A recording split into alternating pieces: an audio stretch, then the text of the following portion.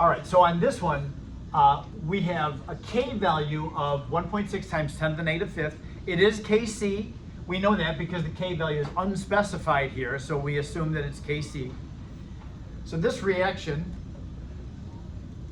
1.6 times 10 to the negative fifth, calculate the concentrations of all species at equilibrium if 2 moles of the reactant is added to a 2-liter flask. So we know how much reactant we have to start with. We want to know how much of the products are made. That means we'll have to make another ice table.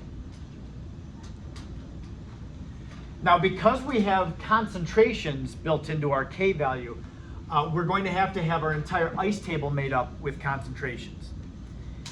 So I'm not just going to throw 2 moles of NO2 up here. It's going to be 2 moles divided by 2 liters, which would be giving us 1 molarity. Now, it didn't say anything about the products, so we can assume those are 0. So this reaction is going to have to shift to the right. We can't end with anything at 0 when it gets to equilibrium, so we're going to have to make some of the products. Now, the question is, how much of each of these things are present at equilibrium?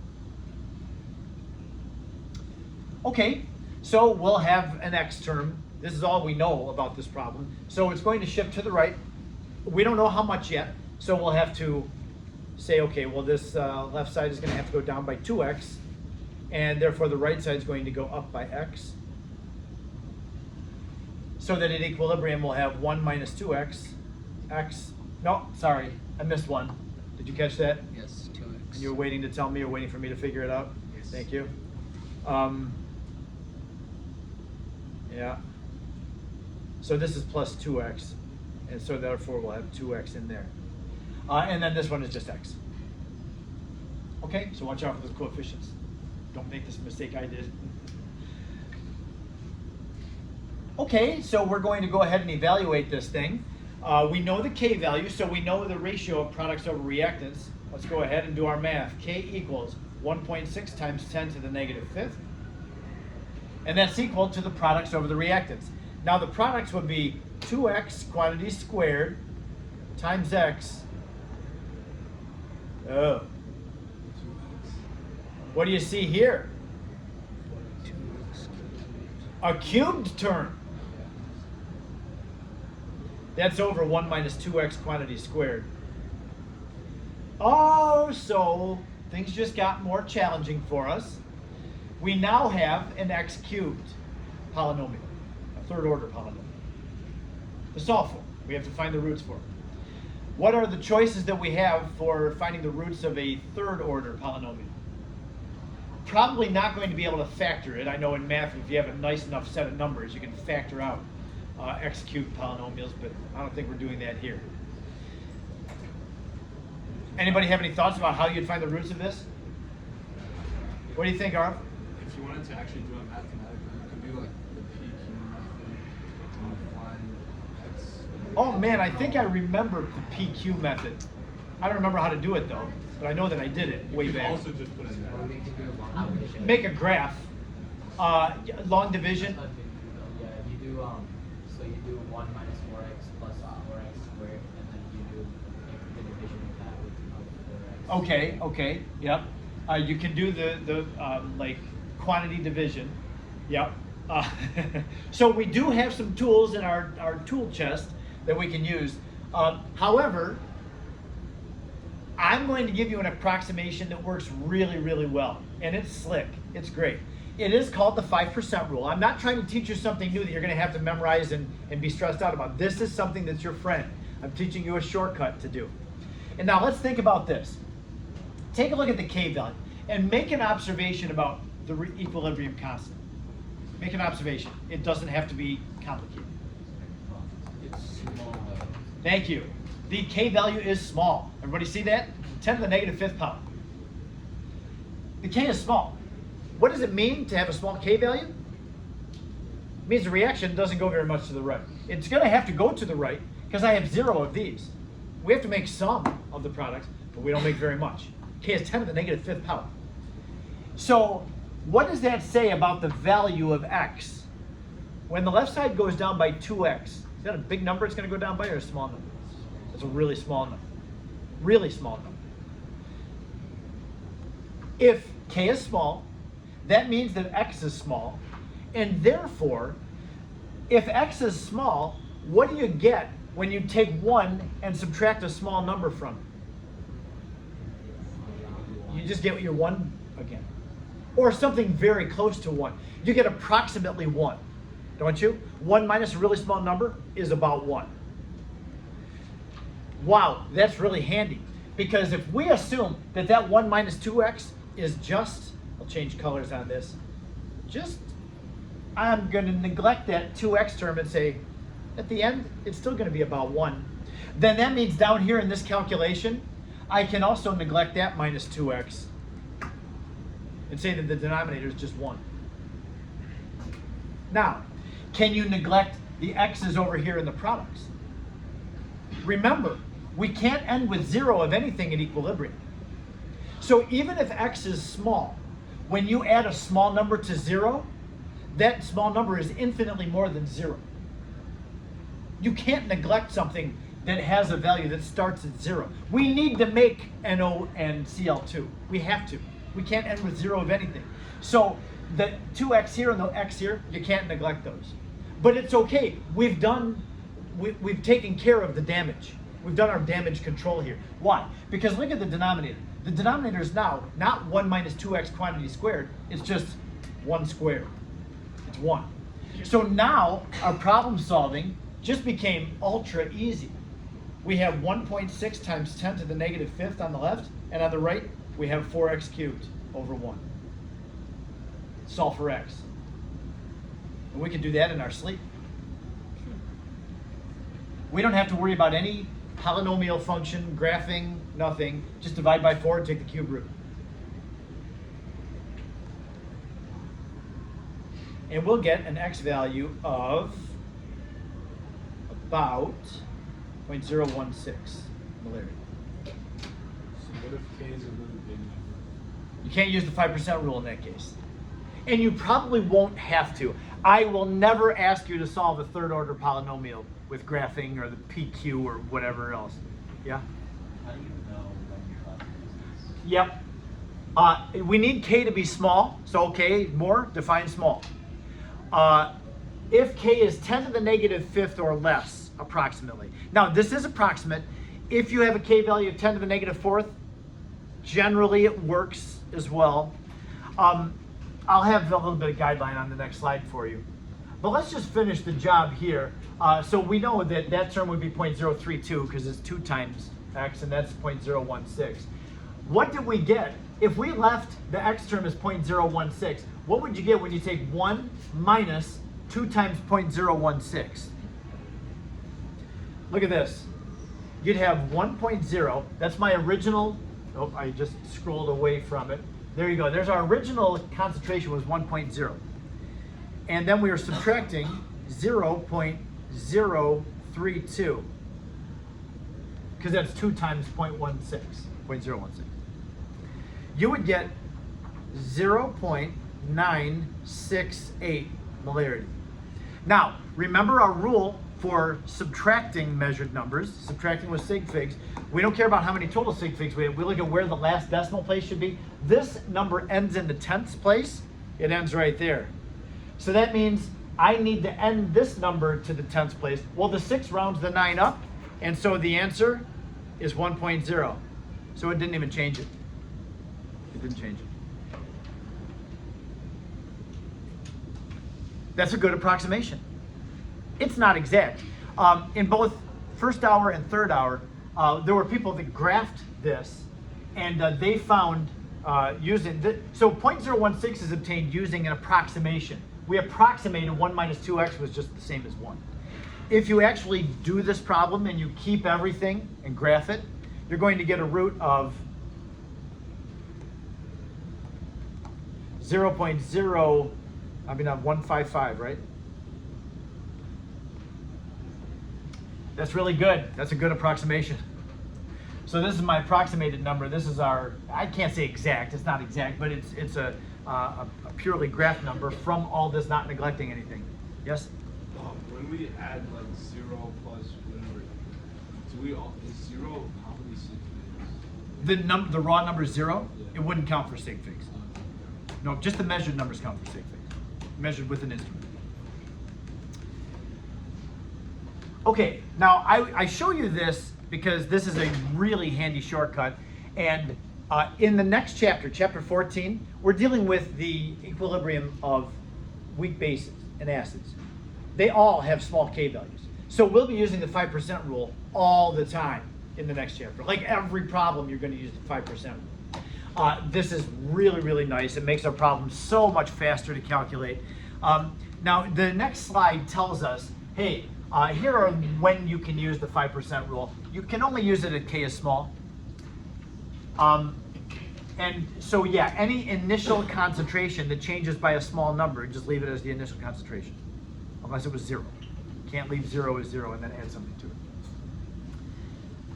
This second statement is the,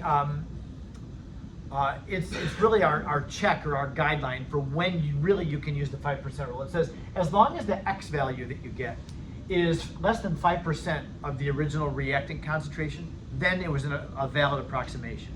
However, I'm going to be honest with you, if I have a relatively small K value, then I just use the 5% rule. I don't even check to see whether it's within 5%. I just go on my merry way. It's an approximation. We know it's an approximation, but even if you get like, the X turns out to be like 15% of the original concentration, it's still going to give you a very close answer. So I'm good with it. You'll see our authors of our textbook, they're purists, so they want everything to be right. So you'll see when you're doing the chapter 14 problem, every time they use the 5% rule at the end, they'll check and make sure it's within 5%, and they'll write, assumption is good. Next question, assumption is good. Next question, assumption is good. So you'll see that, and if you want to check because it makes you feel better because the solutions manual is doing it, then go right ahead. I don't. Because, yeah, you know, if I have a small K value and I know the reaction doesn't shift very much, I use the 5% rule, and I don't really care if it's actually within 5%.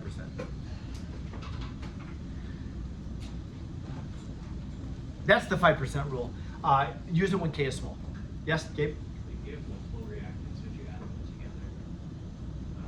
Where the CH, the X is... No, you would take X and divide it by the lower of the two. I can't even think of examples where we have 2 reactants and we use the 5% rule. I think you'll always just have 1 reactant for the 5% rule. But if you did, you'd use the smaller concentration to see if it's within 5% of that.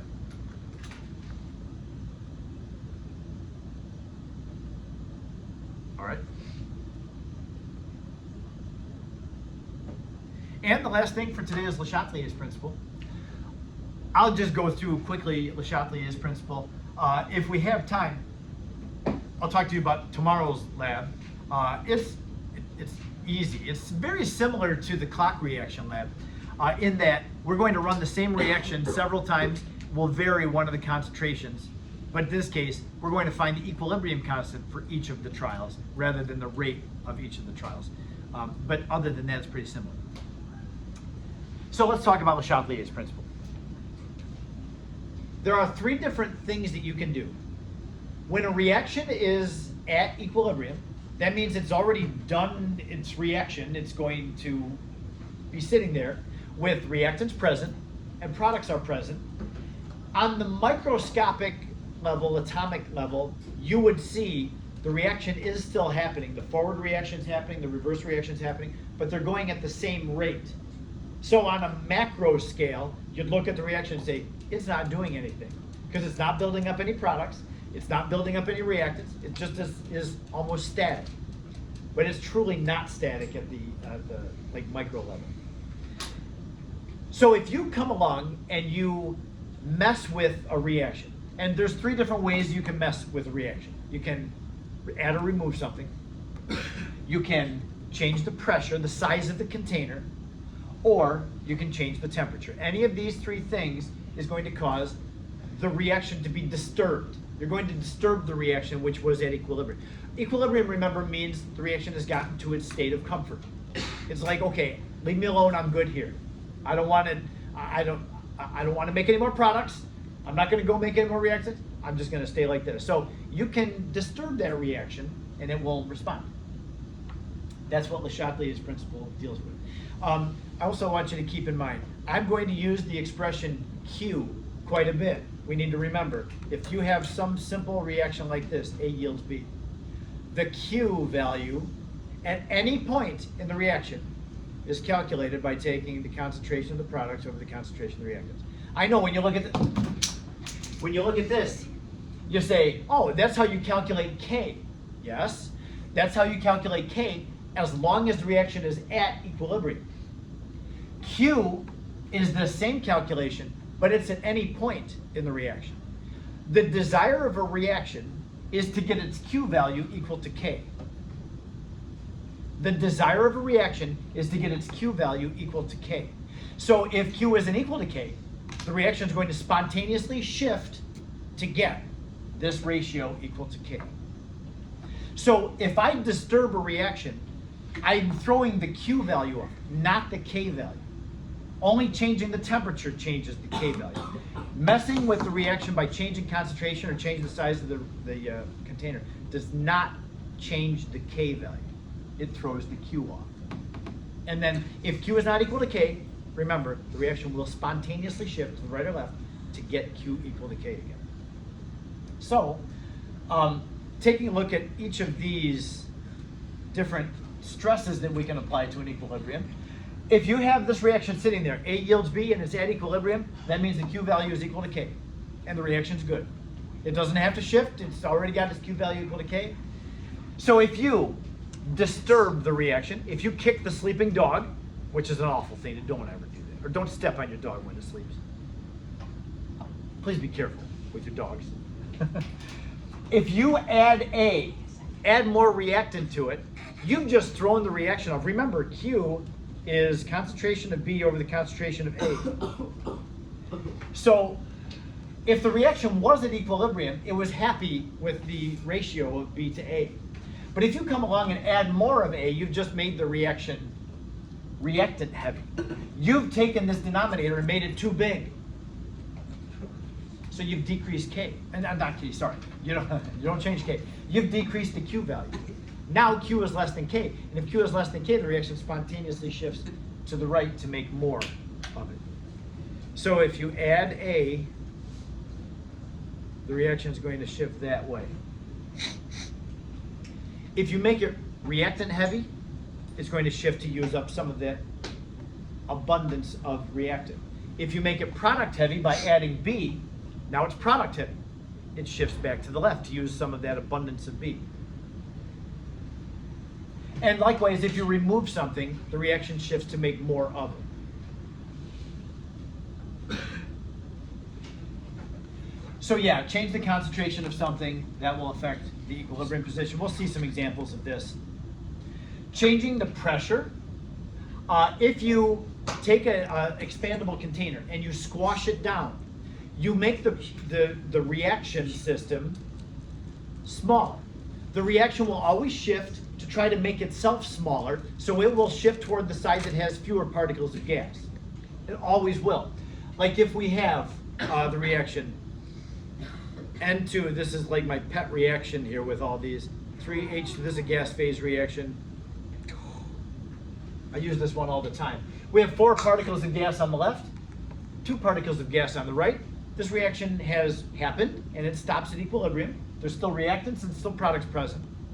If I take the container and I have a way of squashing it down, the reaction will shift to the right because going to the right makes it smaller as well to accommodate the change in its surroundings, or yeah, its volume of the system. So that's what I'm saying. If you decrease the volume, the reaction is going to shift to reduce its own volume toward the side that has fewer gas particles. And it does matter, it's only the gas particles. So like if I have a gas and a solid here, don't pay any attention to the solid. Just pretend it's not even there. Just like in the reading quiz.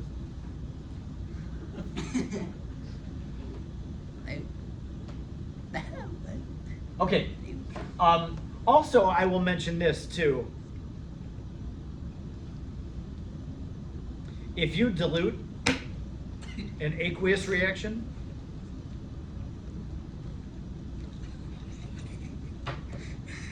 That's like adding the volume to. Ah, yes, go right ahead. Yep. You want me to bring it back? Nah, I'll just show it tomorrow. I'm gonna run out of time. Thank you. Why are you laughing? If you dilute an aqueous reaction, now keep in mind, aqueous phase reaction, water is the container of the ions. Aqueous phase reaction, you got ions that are hanging around in the water. So adding water to an aqueous reaction increases the container.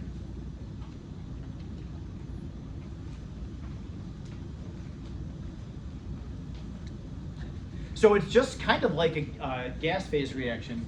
Adding water to an aqueous reaction will shift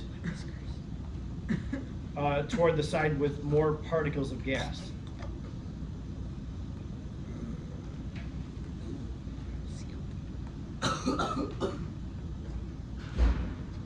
Not gas particles, more dissolved particles, not gas. This is an aqueous reaction. Sorry. It's okay. Thanks. Thank you. Hey, You'll see this too. I don't know if I have any examples on this presentation, but when you start doing the exercises, it'll have aqueous things, and then adding water to that. You're making the container for the ions bigger by adding more water to that system. And so that will try to make itself bigger by shifting toward the side with more dissolved particles. Then we have the temperature, changing the temperature. This is the only change that's going to affect the K value. Now it depends on whether it's an exothermic or endothermic reaction. And it all comes back to this graph that's made, this delightful graph that we have to make relating the equilibrium constant to the temperature. But it's the inverse of the temperature. So if you have an exothermic reaction, increasing the temperature means going to the left on this graph because the x-axis is the inverse of temperature. So we would be going to the left as temperature increases. So if we increase T, we're going to the left. Well, for an exothermic reaction, as we increase the temperature, the K value goes down. So that's what this says in yellow. Increasing the temperature causes the K to increase. Stop it. If you have an exothermic reaction, I don't normally think of the graph. The graph is annoying to me. And there's just too much going on here, too much to keep straight from this small brain of mine. So all I ever do when I have temperature changes is I think of it like this. I have A yields B. If it's exothermic, that means that heat is a product. Think of heat as a product for an exothermic reaction. Heat's given off with the rest of the products. Heat's produced. So if I add heat, and that's what it says down here, if you add heat, it's like you're adding one of the products. You've made the reaction product heavy, so the reaction shifts back that way. But keep in mind, it shifts back this way because the K value is going down. So if you heat up the reaction, it causes the K to go down, so the reaction is going to go left. If you remove heat, like if you cool it off, stick it in ice water or whatever, that's removing heat, the reaction will shift to the right because K is getting bigger. And that's shown by this graph. But I just think of it qualitatively like this. On the next slide, I have endothermic reactions. This is the opposite. We've got a negative slope this time. So as we increase the temperature, the K actually goes up. But think of this as heat being a reactant. So if you heat it up, that's going to, it's like you're adding one of the reactants, it shifts it to the right to make more product. It's because the K is going up. So heating it up causes the K to go up. Let's do a few examples of this. The next slide tells us which ones to go to in the example document. Numbers 5, 6, and 7. Go there with me.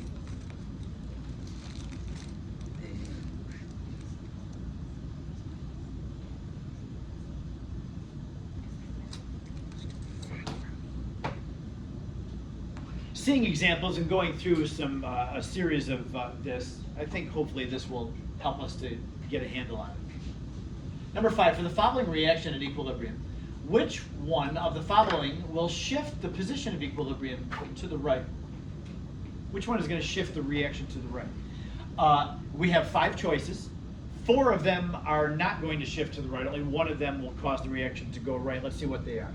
A, if we have this reaction and we increase the total pressure by squashing the container volume down.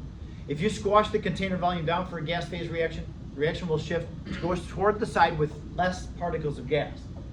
There's 2 particles of gas on the left, 3 particles of gas on the right. The reaction goes to the left. So the question was, which of these changes is going to force the reaction to the right? It's not A, because A causes it to go left. For B, if we add more NO, NO is a product. So if we add more of a product that makes a product heavy, it shifts the reaction to the left. That's not going to shift it to the right. So it's not B. C is the right answer.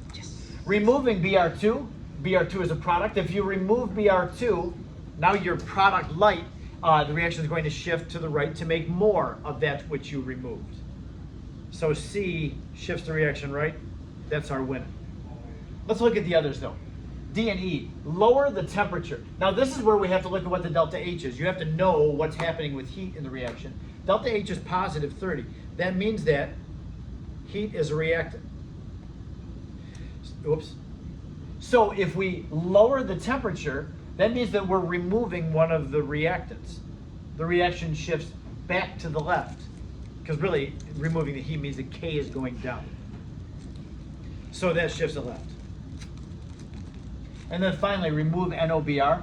That's a reactant. If you remove NOBr, it's now product heavy. It shifts to the left. So 4 of these shift the reaction to the left. 1 of them shifts it to the right. That's our answer. Go to the next one, number 6. For this reaction, we have SO2 and O2 making 2 SO3s. This one is an exothermic reaction. Question is, which of the following factors would cause the equilibrium constant value to increase? We're talking about increasing the equilibrium constant value. What's the only thing that changes the equilibrium constant value? Changing the temperature. Right. So anything up here that's an answer choice that has nothing to do with temperature, we can immediately eliminate. So A has to do with temperature. We'll take a look at that one. Adding a gas? Nope. Removing a gas? Nope. Adding a catalyst? Nope. So B, C, and D for sure are not going to change the, even adding a catalyst. A catalyst will help a reaction to get to equilibrium faster, but it doesn't shift it one way or the other. So take a look at the thing. Now we can't eliminate E because if A is wrong, then it would have to be E. But let's take a look at A. Decreasing the temperature. This is an exothermic reaction, so heat is a product. And if we decrease the temperature, we're removing heat. It's like we're taking away one of the products. The reaction would shift to the right. It's because the K value is going up. And sure enough, it says which caused the K value to go up. So A is the answer.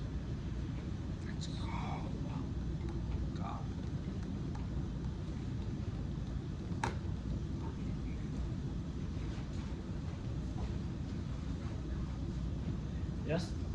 What's the 2 in front of that? You're right. Let's add that in. Thank you. I'll fix that.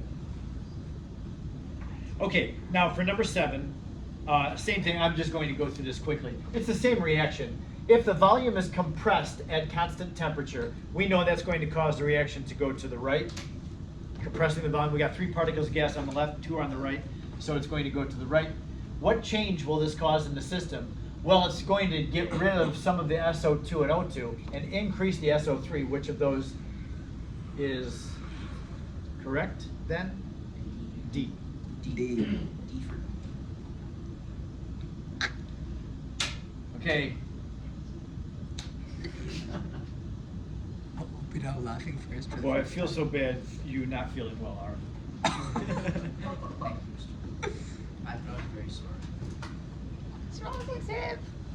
Okay, I do have another example up here that we're going to just put off until later. Oh, thank you. Yeah, don't be too disappointed. I'm really- I have a demonstration for you, but I'm going to do that later too. I didn't get to that in my other classes. Let's so yeah, we will have time when we get back after the break. I'll show you that demonstration with the dichromate and chromate. That one. It's a Le Chatelier's phenomenon. Oh, This is the lab that we're going to do tomorrow. I told you it's similar to the clock reaction lab, where we're going to do the same reaction 4 different times. What we're going to do is we're going to take 2 reactants, iron 3 nitrate, where the nitrate is just a spectator, so iron 3 reacts with potassium thiocyanate. The potassium is also a spectator ion. The iron ion and the thiocyanate ion find one another, and this is an interesting reaction. We have not seen something like this happen before. A positive ion and a negative ion, you expect them to get together because of their charges and assimilate into a compound that would be neutral. They don't, however. And this happens a lot when you have a metal ion, a transition, not just any metal ion, a transition metal ion with a polyatomic ion that has lone pairs, like a nitrogen-bearing polyatomic ion. The iron and the SCN will make actually a covalent bond. Even though there's an attraction of positive ion and a negative ion, they'll make a covalent bond, and they won't neutralize one another. It'll still have an ion charge. So the thing still has a charge. We call this a complex ion. The complex ion does have a color.